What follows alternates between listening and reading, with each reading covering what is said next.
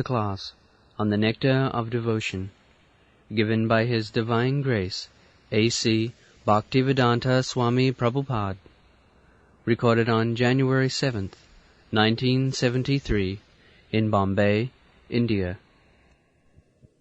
Lord Sri Krishna is the Supreme Personality of Godhead, the cause of all causes, the reservoir of all rasas or relationships, which are called neutrality or passive adoration, servitorship, friendship, parenthood, conjugal love, comedy, compassion, fear, chivalry, ghastliness, wonder, and devastation. He is the supreme attractive form, and by his universal and transcendental attractive features, he has captivated all the gopis, headed by Taraka, Palika, Shama, Lalita, and ultimately Srimati Radharani. Let his lordship's grace be on us. Krishna is the reservoir of all rasas. Rasa is a very peculiar word. Rasa, it may be translated into English as taste, as mellow, or as humor. So, our relationship with Krishna, there is some taste. Without taste, we cannot continue our relationship with anyone. There must be some taste. So, these rasas or tastes are 12 kinds. Primary rasa is the relationship between inert things and ours, just like I am sitting on this chair. So, the comfort I am feeling, that is the rasa, taste. We want very nice cushion, sitting position. So that tasting, that I am now comfortably seated, this is called Shanta Rasa. Above the Shanta Rasa, there is Dasa Rasa. Dasa Rasa, just like my students, my disciples, they want to serve me, and I want to take service from them. This is also an exchange of rasa, a taste. Shanta, Dasa. Similarly, next advanced stage is Sukha Rasa. Sukha means friendship.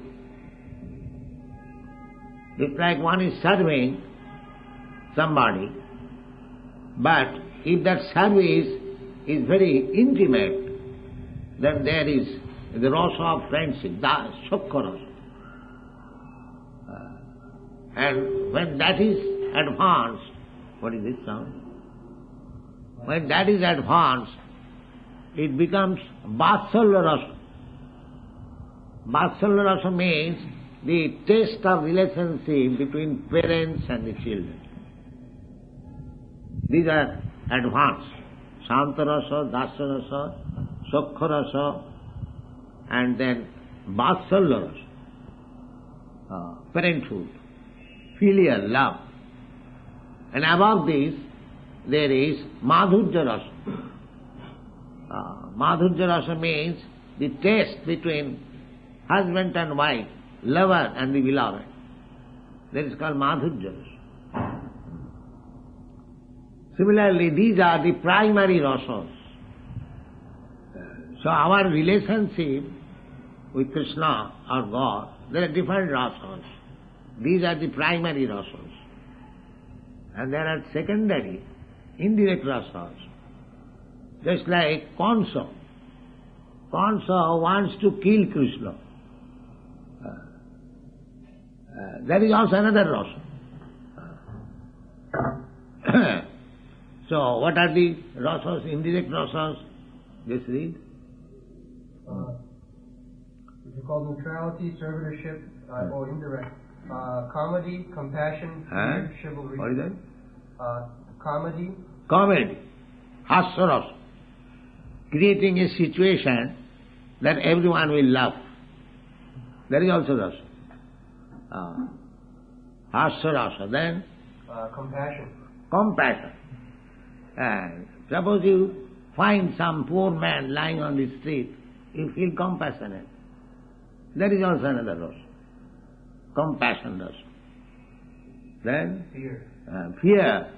Suppose if you find a tiger or something ghostly, you become afraid. That is also rasa. Then? Chivalry. Chivalry. Suppose you are fighting with an enemy, you are defeating him, you are killing him, that is also another rasa.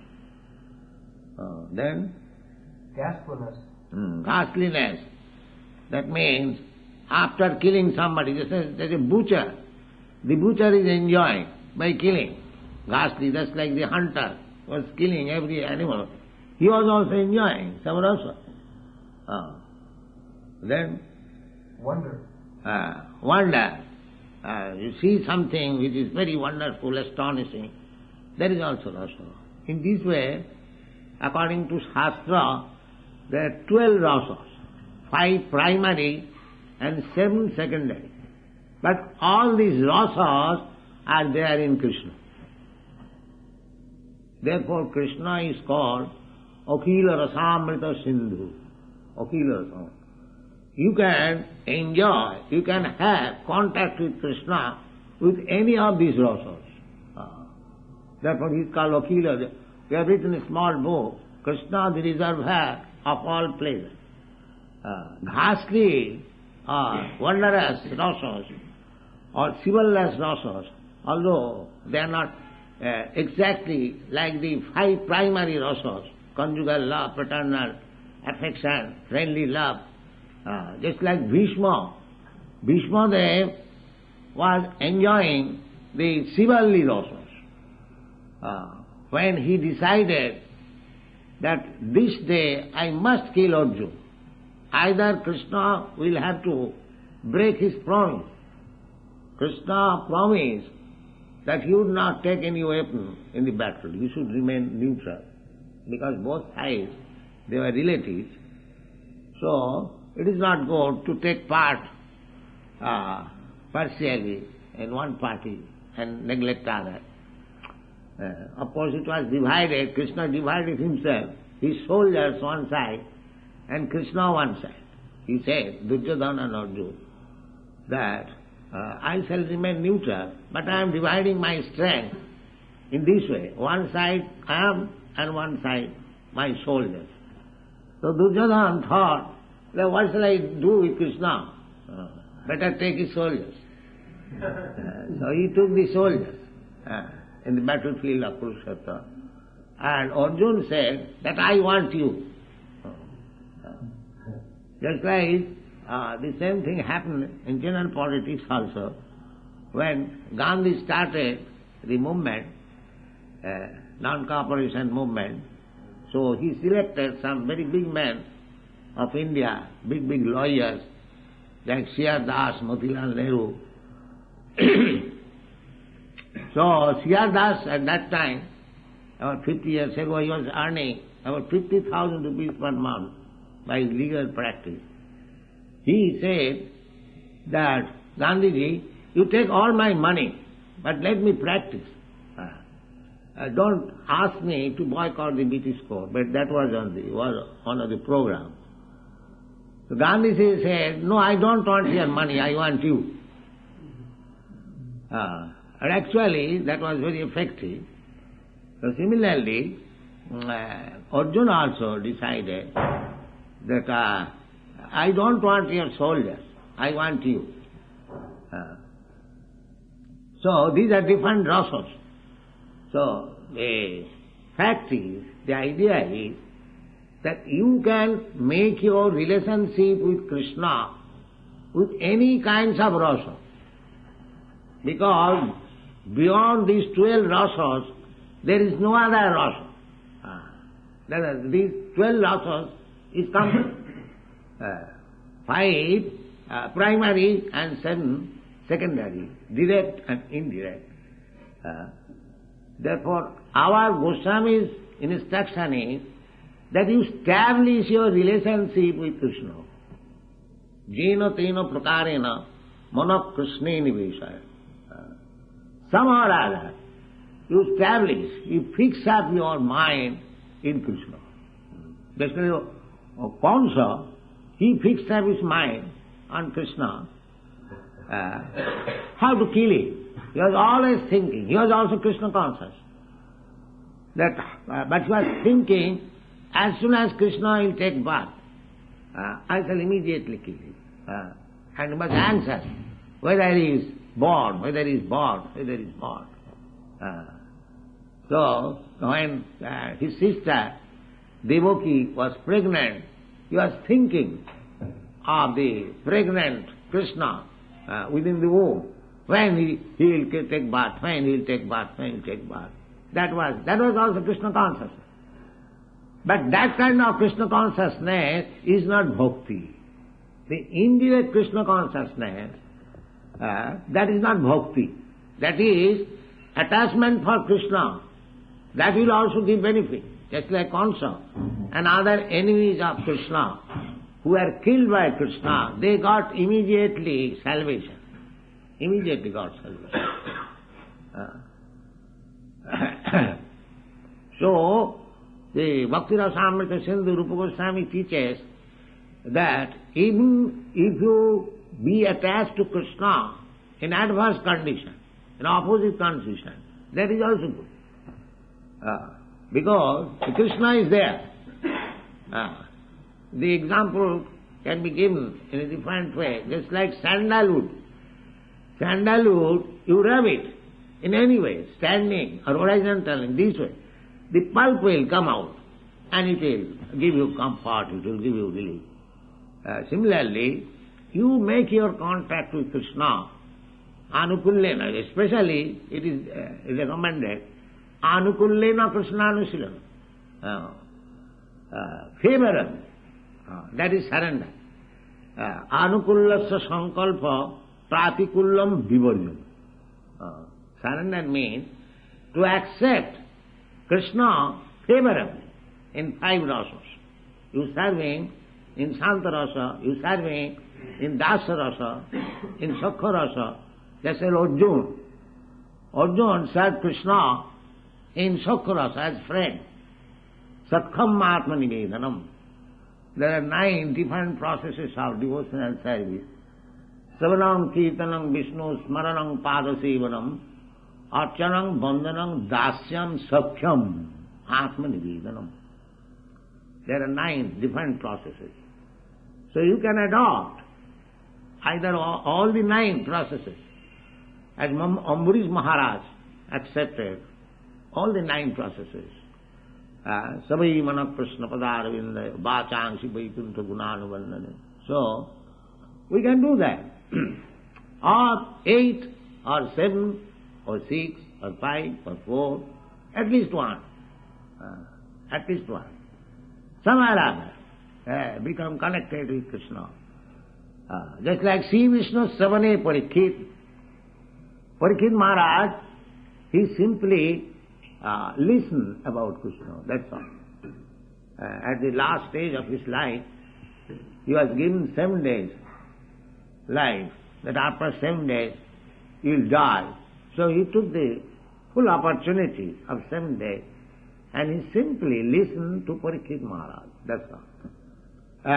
To Sukadeva Goswami. Sri Vishnu Savane Parikshit Abhavad Vaiyasaki Kirtane. And Sukadeva Goswami, he simply narrated about Krishna, Srimad Bhagavatam. Srimad Bhagavatam is Krishna Katha. Chaitanya Mahaprabhu's mission is Jare dakho tare kaho Krishna upadesh. This is the mission. Amar agnay guru haiya taro ei desh. Jare dakho tare kaho Krishna upadesh. So, the Chaitanya Mahaprabhu is so kind that he wants to send gurus all over the world. পৃথিবীতে আছে যত নগরাদি গ্রাম সর্বত্র প্রচার হইবে মোর নাম. That is his mission. He wants that all over the world, as many villages and towns are there, everywhere this my mission must be spread. And we do it. That is also, he gave instruction. Bharat ভূমিতে মনুষ্য জন্ম হইল যা, জন্ম সার্থক করি করো পরোপকার. This is India's mission. India's mission is that জন্ম সার্থক করি. Just make your life successful and spread the knowledge all over the world. This is India's mission. India's mission is not to imitate technology and work like ass day and night. This is not India's business. Indians are not meant for this purpose. Those who have taken birth in Bharatvarsha, they are not ordinary human beings.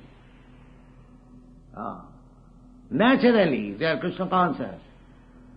Unnaturally, they are being forced to be otherwise. Therefore it is misadjustment. It is not taking place. If even in this age, if this is a city, big city, as soon as there is some religious meeting, thousands and lakhs of people gather. Why? They are meant for this purpose. Artificially, they are being withdrawn. Don't think of Krishna, don't think of religion. Most artificial. Therefore there is fight. There is always fight. Now Andhra is fighting, Telangana is fighting this way. No peace. India is such a peaceful land. Here we are killing cows, we are killing animals, we are fighting, we are doing so many sinful activities. Artificial. This is not our business. Our business is different. As Chaitanya Mahaprabhu says, Bharat bhumite manusya janma hailo ja, janma sarthaka. Here you have got the advantages to fulfill the mission of life. Janma sarthak kori. Here is Bhagavad Gita, here is Vedas, here is Srimad Bhagavatam, here is Krishna, here is Lord Ramchandra, here is Vasudev. And we are going to learn technology. How much degraded we have become, just consider. Our mission should be, first of all, we must assimilate all the knowledge given by all the great saintly persons, Krishna and others, and distribute this knowledge all over the world. And the whole world is also expecting like that. Therefore, as soon as the so-called rascal Swami goes there, they immediately gather. Here is one Swami from India. We may get something. But they are cheating. They are cheating and taking money and having illicit sex and enjoying and coming back. Therefore they could not do anything.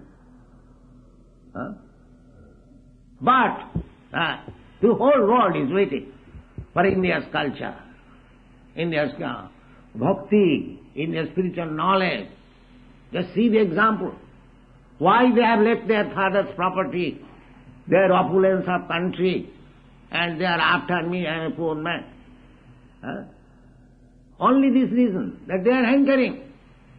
And we have got the commodity to deliver to them. This business is done from India's power. If we want to imitate them, then we'll create another havoc. That we are doing so.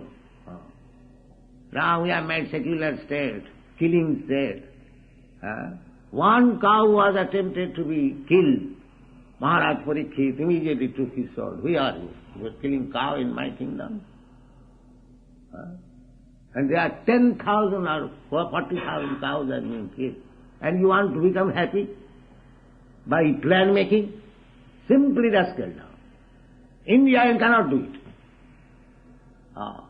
India's business is different. That we have forgotten. We are simply trying. There is Bengali nice song. Apon dhon bilaye diye bhikkha mage porer kache. We have thrown away our own culture and yet begging from others. Give me sir, this, give me sir, this, give me sir. Most abominable condition. Just try to understand. India, this is the order of Krishna, Gaur Krishna. Krishna's also order. So anyone who is preaching this Bhagavad Gita, nachatasmat manusheshu kaschit me priyakritam. Nobody is dearer than him to me. So this Bhagavad Gita should be taken as it is. One should assimilate the Indian people. Those who are, as Chaitanya Mahaprabhu says, Bharad bhumite manusya janma haigaja. Those who are actually human beings, not cats and dogs. For them, this is the duty. The duty is to assimilate. What is our asset? Our asset is spiritual asset. We are giving up. Bhagavad Gita is not allowed to be instructed in the schools and colleges. How much degraded we are. And we are becoming very proud of our advancement of civilization, material assets. This is simply Maya apurita jnana. These are described as Maya apurita jnana. There is school, college, not only in India, everywhere, all over the world. Actually there is no jnana, knowledge. They are all fools and rascals. We clearly declare, it may not be very palatable. The whole world is full of rascals and rogues, that's all. How we can say? Now we can say from the text of the Bhagavad Gita. What is that? Namanam prapadanti mudha duskritina naradhama maya apurita jnana asuri bhava. Naman prapadanti. As soon as we see a person who is not a surrendered soul to Krishna or God, then what he is? He is duskritina, full of sinful activities. Anyone who does not surrender to God or Krishna, he is what he is. He must be either of these groups. Duskritina, all is sinful. Mudha, rascal, asset. Nama duskritina mudha naradhama, lowest of the mankind. And maya apurita jnana. If you say there are so many educated persons, they are not surrendering to Krishna or God, they are godless, so they have no value? No, no value, actually, because their actual knowledge has been taken away. Maya apurita jnana. Why? Asuri bhava mahasrita. Because they are following the philosophy of atheism, that's all. This is the root cause.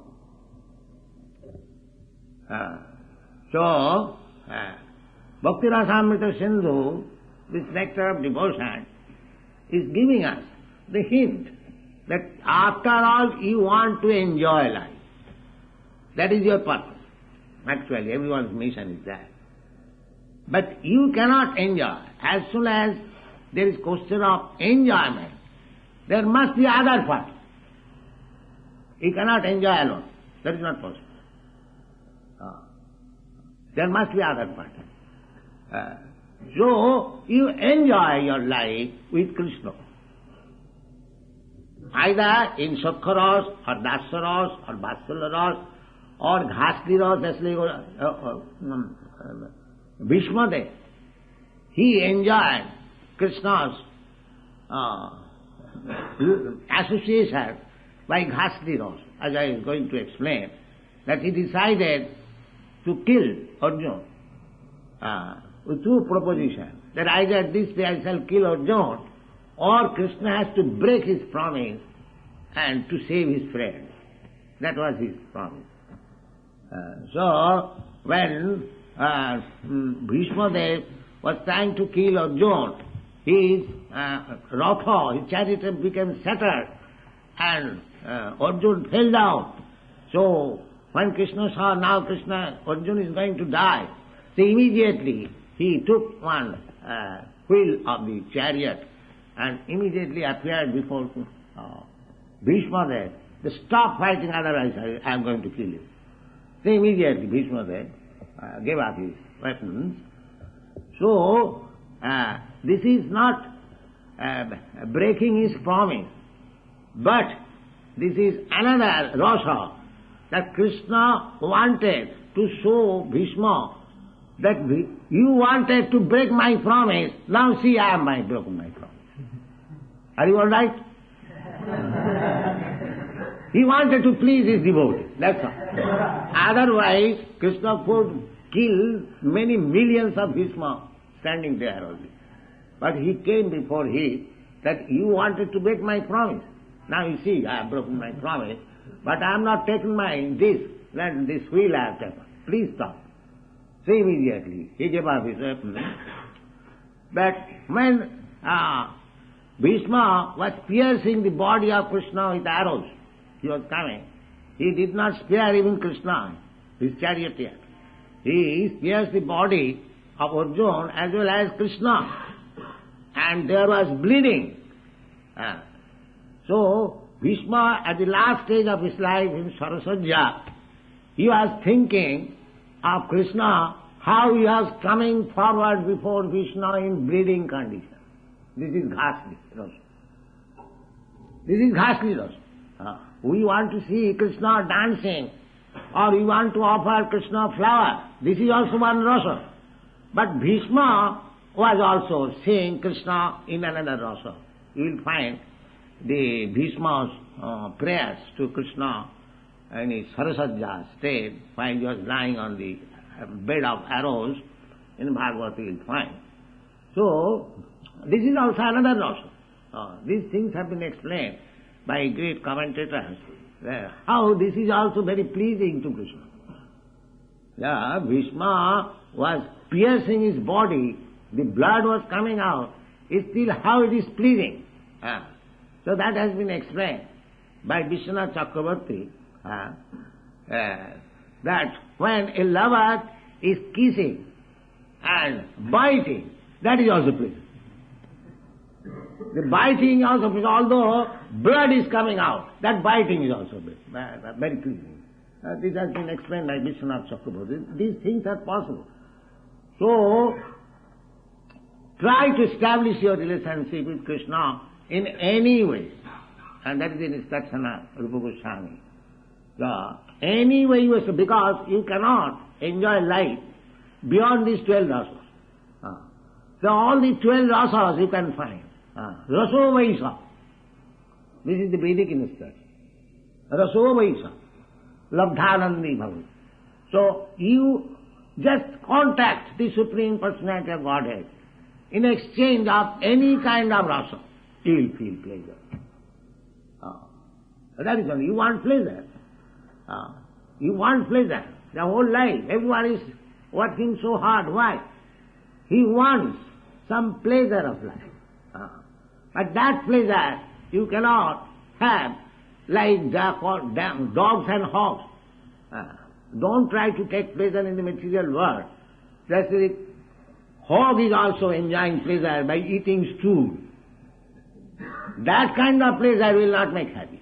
It may be happy for the particular body, but actually it is not happiness. If you want happiness, then you have to establish your relationship with Krishna by any of these rasas, then you will feel happy. Therefore, Bhagavad instructs, Nayang deha dehu bhajang loki, kastan kaman arhati virbhujang ji. Tapo dibbang putraka jena, suddhita satta, jasmad brahmanandam. This is the instruction, that don't try to get happiness like the dogs and hogs. That is not actual happiness. That will simply entangle you. Just like, I am now human being due to my material rasas, because I want to enjoy material rasas. Because enjoyment means sense gratification. Indrani pararahu. indriyabha paramana, manasastu paro buddhi. So, we are trying to enjoy life. First of all, gross enjoyment with these material senses. And subtle enjoyment with mind, intelligence. But you have to go, transcend. Rasovaisha. If you want real happiness, then, as it is stated in the Bhagavad Gita,